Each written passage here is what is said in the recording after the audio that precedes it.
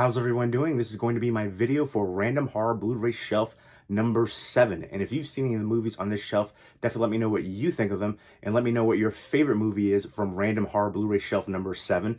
And let me know if you have any horror Blu-ray recommendations for me to pick up from my collection. Leave me those comments down below. And I've done 1 through 6 already. This is the 7th one. I wanted to finish all the shelves by Halloween, but realistically, doesn't look like that's going to happen. I came real close, but I'm going to try to finish them in the first couple weeks of November because they take a while to do. Like my last video, for whatever reason, it was like I was on AOL dial-up days. It took 14 hours to upload. It was a 45-minute video, but still, it shouldn't take that long. That was crazy. So I don't know. There was a recent update for my iPhone. I don't know. So given the fact that it takes a while to do these videos, like an hour to film, a couple hours to edit, and then super long to upload, it's just difficult to do with a job and a social life. So I came real close. You know, you're going to get 7 this month, maybe 8. And then there's 11 shelves total. There might be a little overflow, maybe 11 and a half shelves. But I think we're going to make it work. I think I'm going to, I'm trying to thin out the collection as well. If I can't see myself rewatching a movie, there's no reason to keep it. Space is at a premium. I've got 13 total bookcases right now and piles all over the floor. There's no room. I'm constantly trying to, thin out and make room because my wish list keeps growing because they keep releasing more new movies and then catalog titles. Collector problems. I'm going through it and, it's 2021 now. I think this is the most progress I've done in, one October month, because I usually do these random horror Blu-ray shelf videos in October. So this year has been the most productive. I've come close, but because of uploading issues, I don't know if it's through YouTube, compatibility, iMovie, whatever the issues are, new updates, it's been taking forever to upload these, so that's definitely hindered the process. And I don't want to bombard you with doing it like every single day, because I feel like then I'll get kind of lost in the shuffle. I want to separate by at least a day or two when I do these videos. But, random horror Blu-ray shelf videos for 2021, they've been the most productive, but I also feel like the longest and more in-depth. I don't want to just show a Blu-ray or a movie, just say the name then put it back. I want to say at least something about the movie. I don't want to go too in depth. I want to, just a lot of these movies I haven't seen in a long time, but just a couple thoughts that I had about them. I want to talk about the movies. That's why I'm here. I don't want to just show what I got. I feel like there's no real value in that. Opinions. We didn't mean to have the same opinion, but differing opinions can be interesting, and that's what makes us unique. But yeah, I can definitely ramble on, so I'm going to try not to do that quite as much, but also talk a little bit about the movies. But I hope you guys are enjoying these random horror Blu-ray shelf videos. I like doing them. They're fun because they're not organized and alphabetized yet, so you'll see movies that normally wouldn't be right next to another movie. I think that's kind of cool. But I'm excited to finally go through all of these, and after I'm done, I will alphabetize and organize them and then do a complete horror Blu-ray collection video. And that's going to be a really long video. And as always, when I do these random horror Blu-ray shelf videos, they don't include Arrow Video titles, horror Criterion collection releases, horror Twilight Time releases, horror steelbooks, horror digibooks. It's just standard horror Blu-rays. It does include Scream Factory. I know a lot of people separate that as a company, but I separate Arrow Video because the cases are a little bit thicker. Criterion Collection and Twilight Time, I've separated them for so long, and steelbooks and digibooks too, but I'm actually thinking about integrating them all formats too. DVDs, which are in the other room, 4Ks, which are in the other room. Let me know how you organize your collection. Do you separate by genre? Do you separate by, companies and formats? Horror's my favorite genre by far, so I have the most of that, so I'm going to always keep that separate. But I'm thinking about integrating like Blu-rays, DVDs, 4Ks all together and putting, steelbooks, Arrow Video, Criterion, all of them together. It'll be easier to find stuff as well, although it will make for much longer videos when I do these videos, because right now these are, again, just standard Blu-rays with Scream Factories. All the rest are separate, but I digress. Let's go ahead and get into it. Random horror Blu-ray shelf number 7. Let's check it out. So here we go. Here is the first horror Blu-ray bookcase. And then there's more over here. There's a lot of box sets and Funko Pops and stuff like that. And then we have the other 2 shelves, which I have enough to fill like 3 more shelves. Like you can see, there's a bunch right there, in fact. And I've got a bunch over there, and a bunch everywhere, all over the floor. So Yeah, and then I got the bookcase over there too, which has a few. But I really love the way that looks. But I'm gonna have to move them to make room, and I want to say like I have enough for at least three more. So there we go, and it's so close. It's coming soon. So if you want to see Random Horror Blu-ray Shelf number 1, 2, 3, 4, 5, and 6, which I've already filmed, you can look that up on my channel, or just look up on YouTube Random Horror Blu-ray Shelf number whatever, and you can find it. But all right, here we go. Here is Random Horror Blu-ray Shelf number 7, and let's start it off with Tortured. And this is from the creators of Saw, with Erica Christensen and Jesse Metcalf. I remember having a crush on Erica Christensen back in the day, and this is about a couple, and their son is a victim of a crime, and they try to take revenge on the person that did it. And it's all about the twist for this movie. I thought it was a decent movie overall, but I really liked the twist for it. And then next up is Tourist Trap, which is probably my all-time favorite slasher movie. Super creepy, and again, Chuck Connors as Mr. Slauson, just an unforgettable performance, and like anything to do with like mannequins and stuff like that just creeps me the heck out. And it's my favorite full moon movie. Let me know what your favorite full moon movie is. This actually just got a special like VHS collector's box set kind of release. It was like a Blu-ray, but in a like VHS packaging essentially. And I think there was like a Mr. Slauson figure in there too. Next up is the Tremors Attack Pack, and the Tremors, the first movie, is getting a 4K release. This was for the 4 movies at the time. There's been a couple more since then. I think after Tremors 2, it's a pass for me. I know a lot of people raved about the Wild West Tremors one, Tremors 4. The Legend Begins, but I thought that was terrible, nearly unwatchable. So I guess I'm in the minority of that. I do like the slipcover though, embossed packaging right there. But I love the first one. The second one is good for me too. After that, it goes downhill. The last 2 were probably the worst in the franchise. If you have Jamie Kennedy in there, it's desperation time. No, I'm just kidding. Next up is Suck, which is a hard rock horror comedy vampire movie. Great musical cast in here. You've got Iggy Pop, Henry Rollins, Moby, Alice Cooper. You've got Malcolm McDowell, a few other recognizable people in here, but it's cheese-tastic. Next up is Sphere, which is directed by Barry Levinson, who did a ton of great films. I directed a horror movie called The Bay, which is a found footage movie that I think is underrated. And he did Rain Man, Toys, Good Morning Vietnam, a ton of great films. I really enjoyed Sphere for sci-fi horror. Dustin Hoffman, Sharon Stone, Samuel L. Jackson. Queen Latifah's in here too. Liev Schreiber. But I dig the heck out of that one. Next up is Splinter, which I think is so friggin' underrated. I consider like one of the most underrated horror movies out there. I love this one so much. And the majority of it is set in like a convenience store, gas station kind of place. And it's all about kind of like this thing that can infect you and just turn you into like kind of like spikes and splinters essentially. And I love all the contortionist movements in there.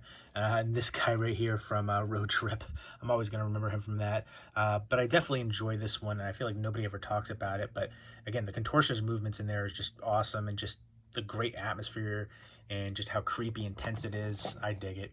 Next up is Children of the Corn, and I was able to get this signed up by Courtney Gaines, played Malachi. Outlander, classic. And I've also got this Arrow video release for Children of the Corn. I'm keeping the previous release because of the autograph, but this is a really nice remastered edition, and they just released the 4K of this. So I feel like, I used to call Scream Factory re-release factory because, they would release a movie that already had a previous Blu-ray release, and the transfer that they had wasn't that much of an improvement. And then now, the Scream Factory is releasing a lot of films on their steelbooks, or now 4Ks that they had previously released. And now I see a whole bunch of other companies doing that too. Blue Underground, Arrow Video. I feel like, Blue Underground, they release a new transfer, and then a year later it's a 4K transfer. Now Arrow Video is kind of doing that.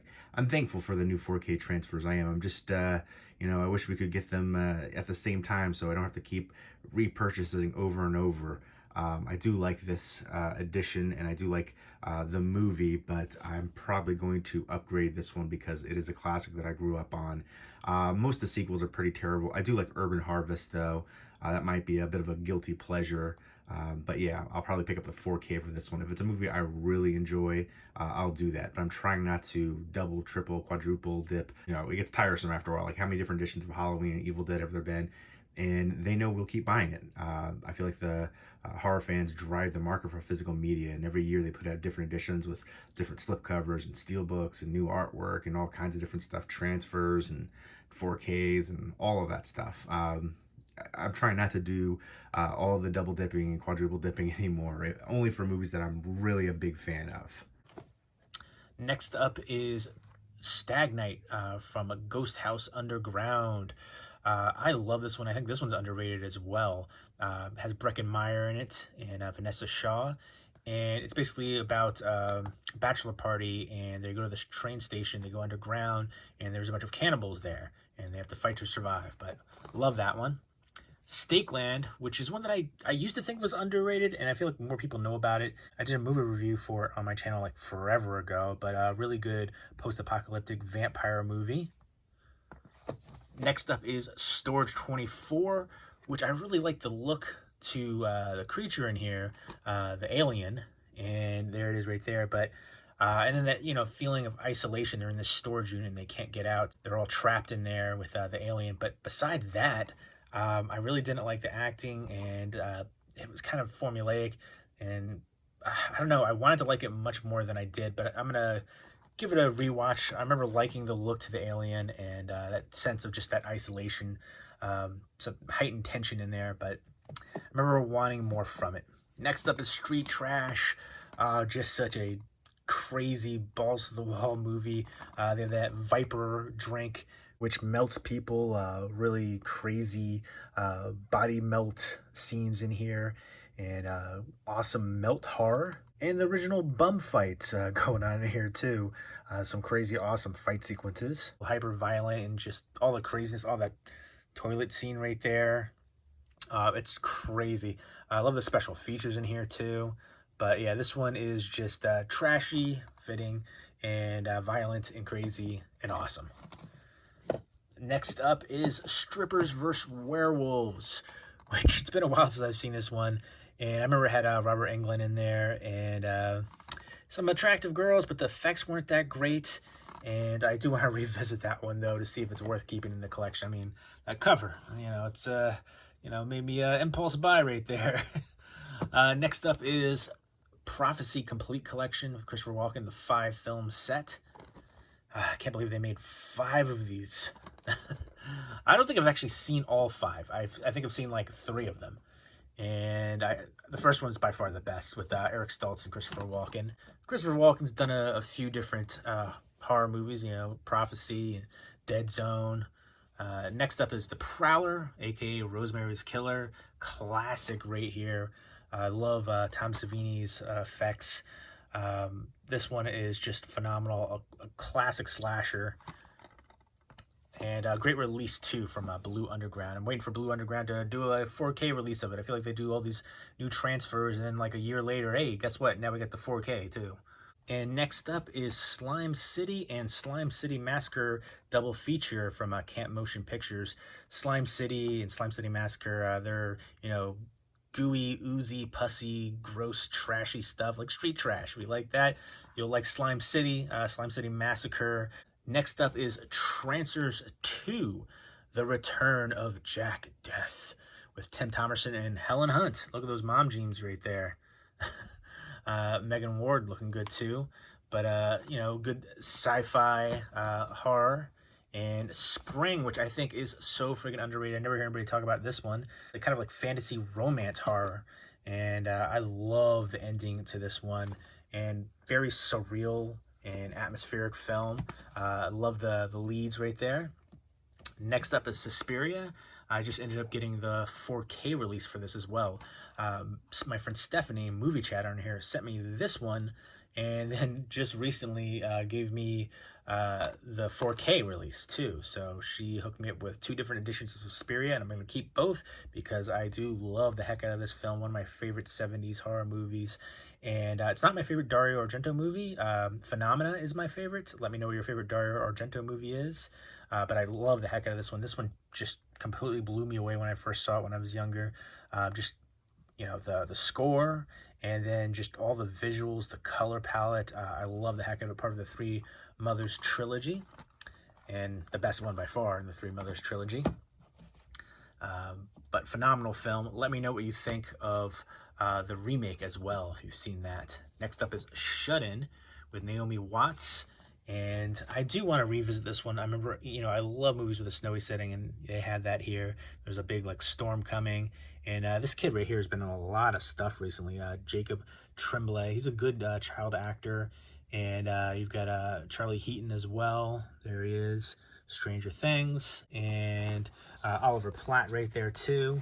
And her son is bedridden essentially, and then she's a child psychologist, and this kid goes missing in the storm, and weird things start happening in the house as well, and she's trying to figure out what's going on. I remember thinking this one could have been better, but it was still decent enough to keep in the collection, and I do plan on rewatching it again.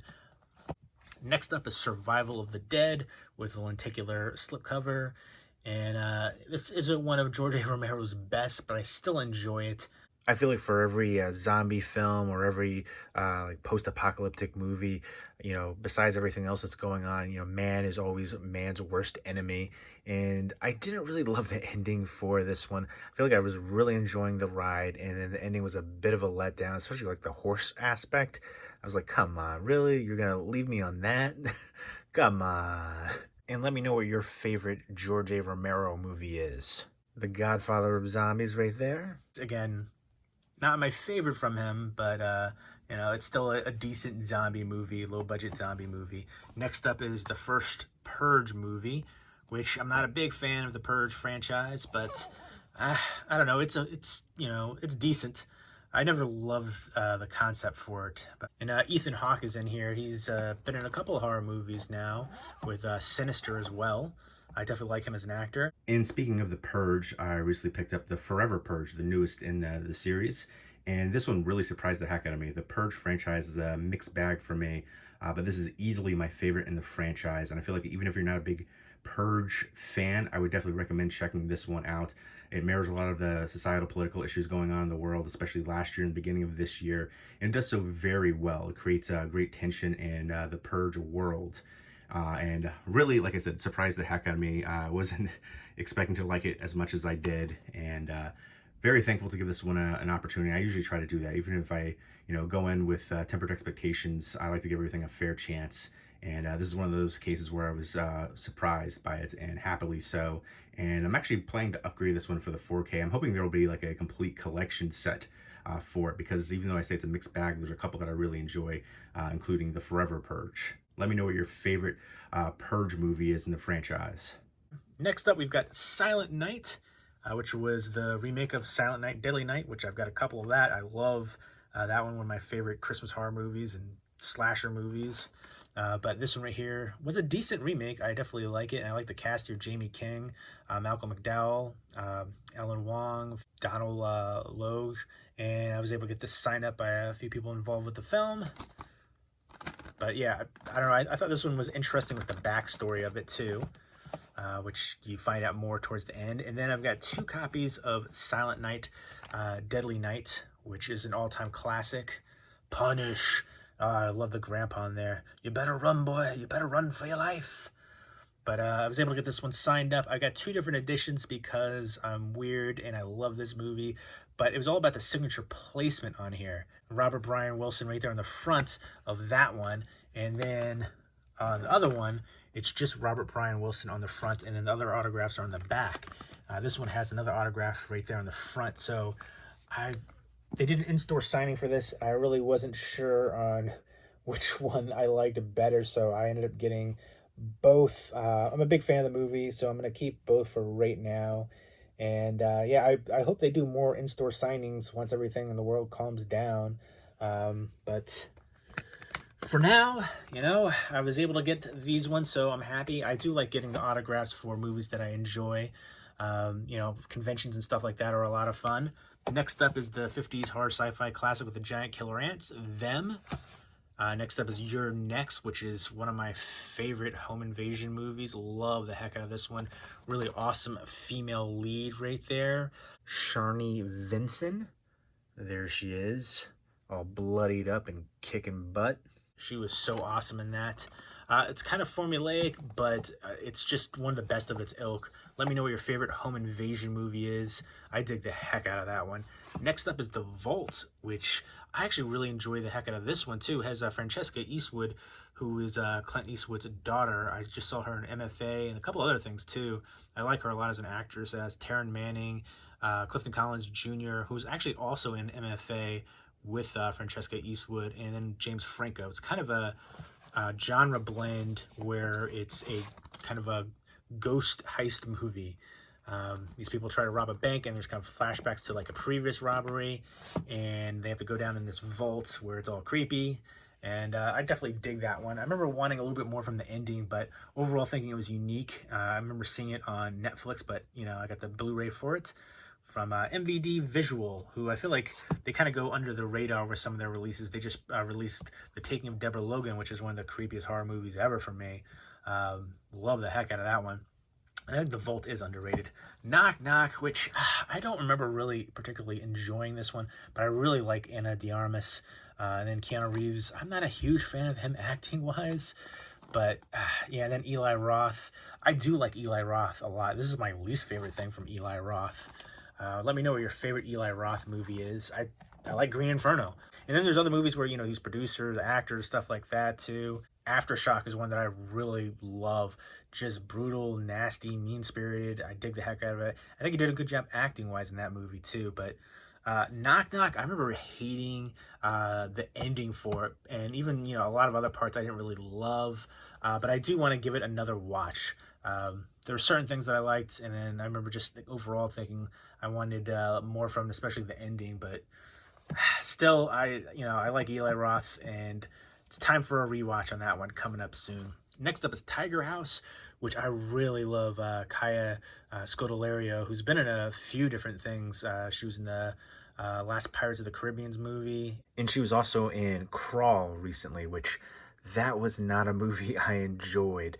You have to suspend disbelief so much in that one, more so than most movies. You've got characters with broken legs and bones sticking out, out maneuvering all the different gators going on in there, and I don't know, it's just so many different things, one after another. Like, come on. People loved it though. It did have some good gore effects. I like the look to the gators and stuff like that, but I don't know, I just couldn't get past so many different things that happened in that movie. But I do like her a lot as an actress, and she was really good here. Some great action sequences in here, and just all the different acrobatics and things that she was doing. And the cast overall was really good, besides, her. And has Doug Ray Scott. This is another home invasion movie, and she is kicking butt in here.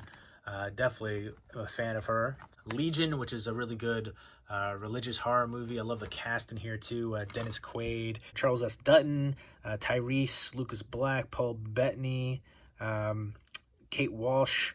So anything? Oh, Kevin Durand as well. But yeah, that old woman right there, super freaking creepy. I dig this one. A lot of people hate on this one, but I love it. Next up is Mind Warp and Brain Scan double feature. Brain Scan, I love that one. Trickster with Edward Furlong. And Mind Warp has Bruce Campbell and Angus Scrimm in it. And kind of a futuristic, post-apocalyptic kind of movie. Mama. And this, to me, I got to revisit this one too. I remember liking it, but thinking it didn't quite live up to the hype. And this is from Andy Muschietti, who did It Chapter 1 and 2. He did this movie and then jumped immediately to It Chapter 1 and 2. Which to me, I remember watching those ones and thinking, like, if I was a kid watching It Chapter 1 and 2, I'd be crapping my pants. The original It miniseries, I didn't think it was that scary. I think it had better storytelling. I like Tim Curry as Pennywise. But Bill Skarsgård's Pennywise was just creep-tastic and scary, just frightening. Both the new It movies, Chapter 1 and 2, were just, way more violent, gory, and actually scary. And I just couldn't imagine watching them as a kid. Next up, though, is Awakening, which is a British, like, ghost haunting kind of movie at a school. And next up is Return of the Living Dead 3 from Vestron Video Collector Series. I always loved this one as a kid. In fact, I love the first 3 Return of the Living Dead movies. And really nice release as well for this one. I hope they release more. I know they just released Shivers and Little Monsters, so I hope they keep going with that. And I really loved Mindy Clark in here. She is so stunning. Some good gore effects, some creepy scenes. Next up is Chud 2, also from the Vestron Video Collector Series. Spine 4 and 5 right there. I don't love all the movies in this one, like Parents I wasn't a fan of. There was another one that I wasn't a big fan of either, Gothic. So I'm not going to keep all of them. I know some people collect them all, but if I'm not a fan of the movie and I'm not going to rewatch it, there's no reason to keep it. Like, there's some movies in here I wasn't a huge fan of. Knock Knock, but I remember thinking, like, I'm going to keep it in here. It has some value, and I did like certain aspects of it, and I'm going to give it a rewatch. Maybe I'll appreciate it more, maybe I won't. But then there's other movies where I just think, like, I never want to see that again. But Chud 2, Bud the Chud was awesome and hilarious. Great horror comedy. I love the first Chud movie. The second one is just a lot more, I think, comedic elements and just a lot of fun in general. Phase 4, sci-fi, horror, more on the sci-fi level than the horror per se, but it's intelligent, basically kind of giving you a glimpse into this small desert town, and where these ants are kind of like wrecking havoc, and they can kind of essentially destroy people and humanity if they want. And I thought this was kind of interesting too. Saul Bass, who's the graphic designer for some of movies' most iconic posters: Vertigo, The Man with the Golden Arm, The Shining, credit sequences for Psycho, North by Northwest. It's his directing debut right here, and with Phase 4. And this is an Olive Films release. Next up is Nightmares, a really good 80s horror anthology movie. I love this one as a kid. The Emilio Estevez video game segment was my favorite. If you've seen this one, let me know what your favorite segment is. And let me know what your favorite horror anthology movie is besides Creepshow 1 and 2. I feel like that's everybody's favorite. Next up is Pulse, which I love this friggin' movie from Dimension Extreme. I thought this was super creepy, and I do like the original Japanese version as well. I felt like that one is more existential dread and just atmospheric, but this one is actually like scary to me.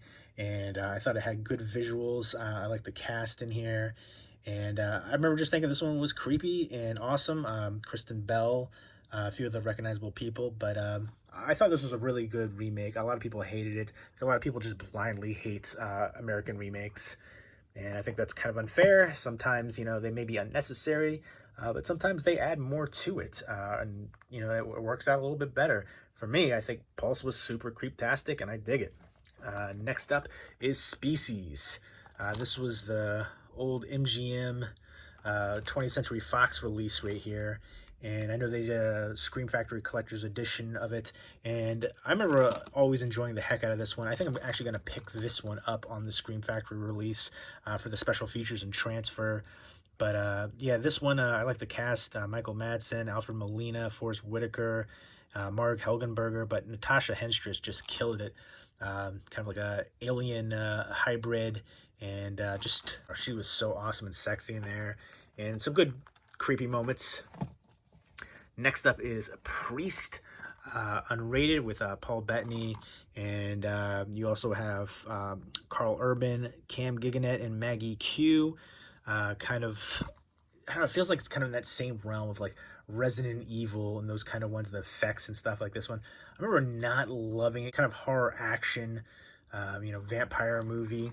But again, the effects and then some of the action sequences were a little much. But I'm going to give that one a rewatch too. I remember there were certain aspects I did enjoy about it. It had some good, tension in it. The Right with Anthony Hopkins, really good exorcism possession movie. I feel like that one's kind of underrated. Next up is Psycho Circus triple feature, The Brotherhood of Satan, Torture Garden, and The Creeping Flesh from Mill Creek. Mill Creek actually has some really good horror films, and I do like what they do for their budget buys. Essentially, great price points. I feel like a lot of times some of the releases, like if it was another studio releasing them, it would be 3 times the amount. And I do like when they do the retro VHS slipcovers too. And here are a couple more Mill Creek releases: Hammer Films double feature, Never Take Candy from a Stranger, and Scream of Fear. And then we have Maniac and Die Die My Darling. If you're a fan of the Misfits, let me know. This movie named Maniac is from 1963. Not to be confused with the 1980 William Lustig, Joe Spinelli Maniac. I really enjoy both other Maniac movies. The Tom Savini shotgun scene in the original was so awesome, but the remake really surprised me with Elijah Wood. When I first the casting for that, I was like, Elijah Wood? Frodo? What is he doing in here? But I really enjoyed the heck out of that one. But yeah, this is a completely different Maniac film, not tied to those ones. Next up is The City of the Dead with Christopher Lee. I really enjoy this one. I don't hear enough people talk about it. This college student goes to like the small town, and she kind of New England town, and a village of Whitewood, and she goes there, and like all these weird things are happening. You kind of find out that the professor has a bit to do with it too. And I just remember it being really creepy and atmospheric, and one that I feel like deserves more attention too. Really good witchcraft horror from 1960. And then we've got Silent House, the American remake with Elizabeth Olsen. I love like the long shots, continuous shots right there. It's supposed to be all in one long continuous take. Here's the Maniac remake. I was just talking about that. I love this one so much. This surprised me. One of my favorite horror movies of the 2010s. Actually, I did a whole video on my top 10 movies of the 2010s, and this made the list. But yeah, I was really impressed by this one. Just the visuals, the gore effects, the psychological horror as well. Great mixture. And Elijah Wood was excellent. I didn't think he was initially going to do well in it. When I heard the casting, I scoffed, but so good in there. And I love all the actresses in here too. They were all really good in those roles. Definitely an excellent horror remake. One of my favorite horror remakes now, I think. Probably my top 10, I'd say. Let me know what your favorite horror remake is. Next up is Quarantine, which is the American remake of Wreck. A lot of people crap on this one, but it's essentially a shot-for-shot remake. The only real difference is I actually think there was better acting in Quarantine from the lead actress, but the ending is much creepier for Wreck. This is Jennifer Carpenter in here. Yeah, I don't know. I feel like it was unnecessary, but, it's not terrible. People just crap on that one, but I think the lead actress, Jennifer Carpenter, did a much better job in the lead role. And but I will say the Wreck was a much creepier ending, and I love the Wreck series. Wreck 2 is my favorite of that. Next up is Night of the Creeps. I know there was a recent Scream Factory Collector's Edition Blu-ray release for this. I do want to pick that up because I do enjoy the heck out of this one. Reminds me a lot of like a Slither. Definitely, Slither is a lot of fun for me. Great horror, sci-fi comedy movie, but this one also has those kind of elements in there. And Tom Atkins, Thrill Me, so awesome. And this is directed by Fred Decker, who also directed Monster Squad. 2 great films that I grew up watching. This one to me was, a little bit bloodier and crazier and gorier. Right? Like, look at the little alien creature from the beginning. How awesome is that guy? But yeah, so this was just a blast. I like seeing the flashback sequences too, and then how he's kind of haunted for something that he did back in the day. He's the jaded detective character here, helping out this guy and with his friend, and then the love interest. You get the fraternity and sorority aspect, and then the cat in there. But a fun time. Just crazy, ridiculous scenes in there, and again, for me, Tom Atkins makes the movie. Primal, which is an Australian horror movie, infected movie, and this is a UK release, and it's region free. I love this movie. The ending is weird, unnecessary, and I feel like kind of brings the film down a bit. They go out kind of like camping essentially, and they're trying to study this ancient rock painting in like this remote area. And I think they dip into like this swamp area, and somebody's getting infected and getting violent and just acting primal. But I loved this one, but the ending was just weird and out of place, and I kind of like somewhat appreciate that they did something unique like that, but at the same time it kind of takes away a bit from it. And next up is Black Sheep, which is just a raucous, hilarious New Zealand horror comedy movie about mutant killer sheep. Oh, this is so much friggin' fun, so underrated. This is a Canadian release, region A, and then like I said, Primal is region A compatible, even though I got it from the UK. Not all releases from other countries are region A compatible. You got to check up on, say, like a site like Blu-Ray.com to see if it's a region free or not. Sometimes they don't even tell you. Other people haven't taken the risk and tried it out. But I used to have a region free player. I don't anymore. But I'm thankful for Canada putting out some Blu-rays that we don't have here in the US. But yeah, flocking brilliant, absolutely. So much fun. It's so ridiculous. Bloody, gory, crazy, hilarious film. Again, from New Zealand. I wouldn't expect anything less. They have some really good bloody films, Dead Alive, Peter Jackson goodness, all of his films. What We Do in the Shadows is also from New Zealand. Guns Akimbo and Deathgasm, both from the same director, and both of those are amazing films. But Black Sheep, I would highly recommend the heck out of this one. If you're into just ridiculous, hilarious horror comedy movies, again, killer mutant sheep. What more could you want? Next up is See No Evil with Kane. And I enjoyed this one. I thought this was a really good slasher. The sequel was super disappointing, though. The Saska sisters directing, Danielle Harris in there, Catherine Isabel. It was the Saska sisters' first studio film, so I feel like it had everything going for it. I liked Kane was coming back, and then it's in like this like morgue setting, so it had so much positive things going for it, and it was just disappointing. The kills were uninspired. Nothing really stood out for it except for the cast essentially, and the setting was decent, but it could have been so much better. But I really enjoyed the heck out of See No Evil right there. Kane was awesome. Kane should be in more. There should be some more sequels for that too. Next up is Shadow People with Dallas Roberts from The Walking Dead and Allison Eastwood. And it's kind of like sleep paralysis, shadow figure kind of things, and people being killed. And this radio DJ kind of like looking into the stories of it. I remember having some creepy moments, but I'm thinking it could have been better, but I want to revisit that one. Next up is Peter Cushing in The Blood Beast Terror. Oh my gosh, I love this one. I love the look to the creature when you get that reveal. So friggin' awesome. From Kino Lorre, part of the Redemption line. And this is from 1968, great British horror movie. Next up is The Uninvited, which is the remake of A Tale of Two Sisters. A Tale of Two Sisters is amazing.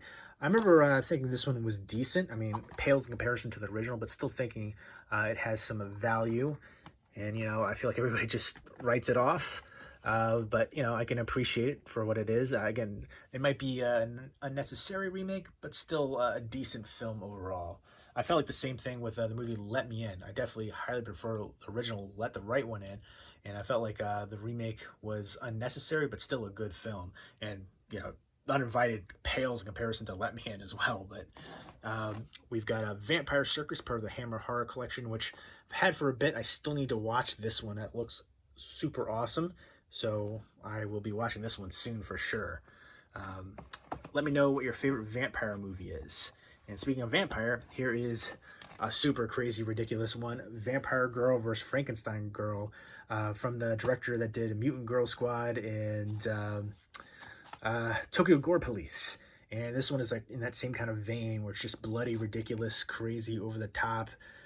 People getting limbs cut off and just super crazy stuff, blood everywhere, but just a super fun time. If you like that over the top, Japanese horror, I think you'll definitely appreciate that. Just gore overload. And next up is Jennifer's Body with Megan Fox and Amanda Seyfried. And this one was a lot of fun. I remember people put this movie down initially, but I think it was a blast. This has the theatrical and unrated version of the film. I know there's a steelbook version out there, and I love the artwork, but I'm not sure if it's Region 8 compatible. I know there is like another edition of like a faceplate, which I would like to get that. But yeah, this is directed by Karen Kusama, who directed The Invitation, which was a really good slow burn movie. But she also directed Aeon Flux, which was horrendous. I love the old animated series, but the live film adaptation was not good. But this was a blast. Love the heck out of it. A real fun ride. I feel like I introduced a lot of people to Megan Fox. Next up is Van Helsing with Hugh Jackman and Kate Beckinsale. I know there's a 4K release for this one, and I kind of want to check that out just to see how the transfer is. I'm going to look into it before I decide to buy it, see the reviews for the transfer. But this is directed by Stephen Sommers, who did the first two Mummy films. He also directed a movie called Odd Thomas, which was a Dean Koontz adaptation. It starred Anton Yelchin. Really enjoy the heck out of that one. Creepy, atmospheric. I thought the ending was a bit formulaic. Even though I could predict that one, how it played out, I still really enjoyed it overall. And Odd Thomas also starred Addison Timlin, who was the love interest, and she is absolutely stunning and talented, great actress. She was in the Town That Dreaded Sundown sequel, and Odd Thomas also starred Stephen Sommers' daughter, Ashley Sommers, so a bit of a family affair there. And I definitely think Odd Thomas is an underrated movie that more people should check out, and definitely sad that Anton Yelchin passed away. I think he was a talented young actor, and I really loved him in Green Room as well. That was one of the most tense movies I've ever seen. But this one had really good visuals too. Some of the CG effects and makeup effects were better than others in here. But I remember always enjoying this one. I like the cast a lot. Continuing that storyline of Van Helsing, classic, Monster Hunter. Next up is The Vampire's Assistant, which I still have not seen. I got this from Blockbuster. I think I got it for like $1 with Selma Hayek. And then you also have John C. Reilly and Josh Hutcherson and Ken Watanabe and Ray Stevenson. So some good people in here, good actors. Willem Dafoe also, wasn't even aware, but this one looks like it's going to be a little hokey from that cover. But I'm going to give this one a chance. The visuals right there, I don't know if I like that. But I guess it's a vampire movie, and the cast is a good draw. Put this off for a while, I think most because that cover, and then just like some of the shots right there with the visuals, the visual effects. I wasn't really a fan of how that looked. But again, for that price point of $1, I miss Blockbuster though. So yeah, time to watch that. Long overdue on watching that one. Let me know if you got anything when Blockbuster closed down. I ended up picking a bunch of stuff. And again, I grew up in the VHS rental era store, so I remember the mom and pop stores. And then, Hollywood Video and Blockbuster took over. And then those went out, and, it was like Redbox and then Netflix and all the streaming stuff. I definitely miss going to the video rental stores. It's like a form of socialize. I remember, talking to other customers, talking to the people that worked there. It was awesome. I remember recommending movies to people, helping people figure out what movie they were thinking of, but they couldn't remember the name of the movie, stuff like that. So I dig it. So there you go, though. That is Random Horror Blu-ray Shelf number 7. So there you go. There's my Random Horror Blu-ray Shelf number 7 for 2021. I look forward to the rest of the Random Horror Blu-ray Shelf videos coming up soon. And let me know if you've seen the movies on this shelf and what you think of them. And let me know what your favorite movie is from Random Horror Blu-ray Shelf number 7. And if you have any horror Blu-ray recommendations for me to pick up for my collection, leave me those comments down below. And I hope everybody's doing well. Take care and keep it spooky.